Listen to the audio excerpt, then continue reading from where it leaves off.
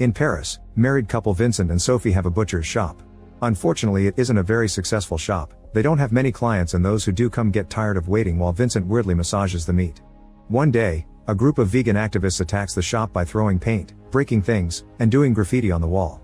Vincent runs after them and manages to tackle an activist to the ground to unmask him, but his friends immediately come back to push Vincent off and rescue the guy.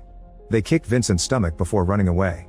Later in the day, the couple visits their friends Stephanie and Mark and share that the bank refused to give them a loan to fix the shop, so they'll be bankrupt soon.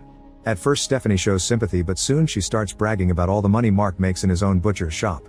During dinner, Mark also brags about all the money he makes and gives Vincent a gift. It's a gun to protect the shop. Vincent doesn't have a permit and thinks he shouldn't accept it, but Mark insists and even shoots a toy in the pool as a demonstration.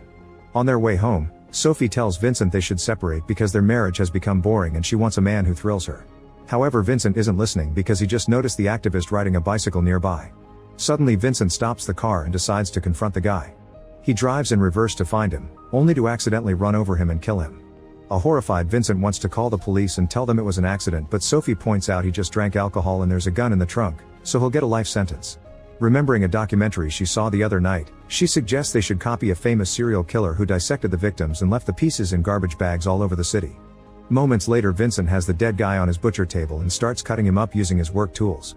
He breaks him into big pieces which he then slices into smaller ones. In the process, an ear drops and the dog eats it without hesitation, liking it so much that it barks to ask for more. Vincent throws the other ear, and watching his dog eat it leaves him thinking. After he's done, Vincent goes to his bedroom where Sophie is watching another crime documentary. She tells him he can't sleep there because they're separated now. Vincent has no choice but to sleep on the couch.